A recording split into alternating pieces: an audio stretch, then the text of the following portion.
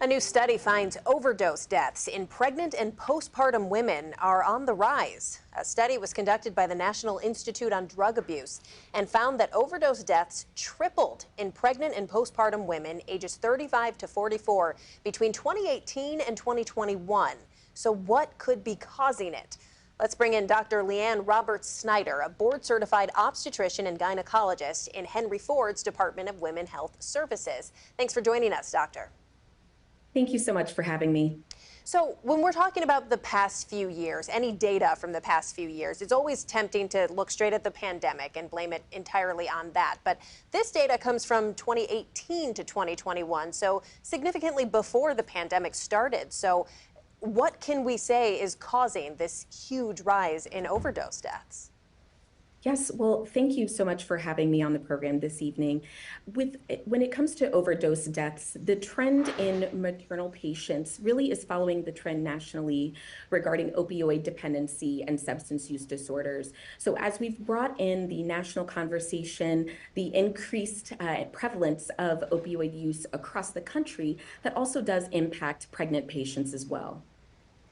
And of course, there's a stigma related to any use disorder, any potential addiction. But what particularly is working against pregnant women, especially one who wants to get help? What kind of barriers are in her way?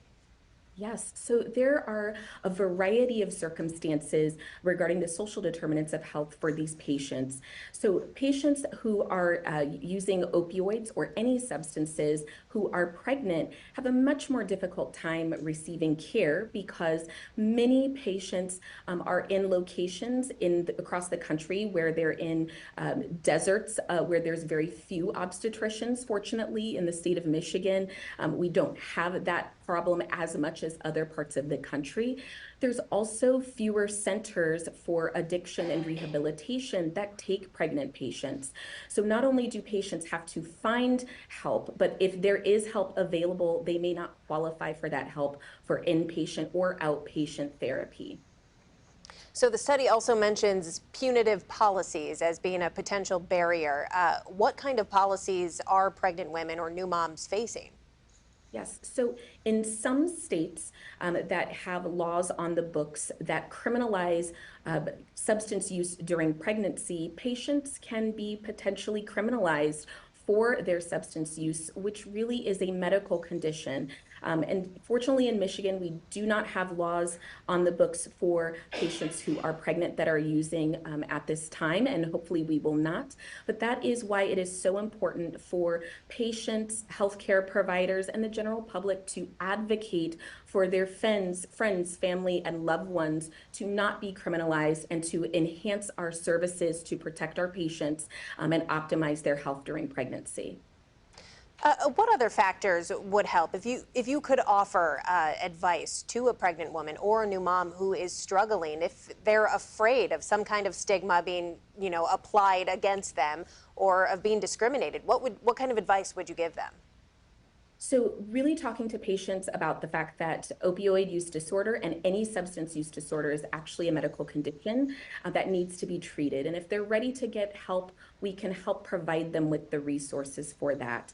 And for any patient who is using any sort of substance, it's very important for providers to really talk about harm reduction and talking to patients about how to access services to reduce their risks for poor outcomes from their drug use, such as fentanyl test strips, Narcan or naloxone that can save your life or the life of a loved one if they overdose, making sure if they are using things such as heroin or injectable medications that they're having access to clean needles, syringes, and safe spaces to participate in these activities so that they're more willing to get help and try to do things safely.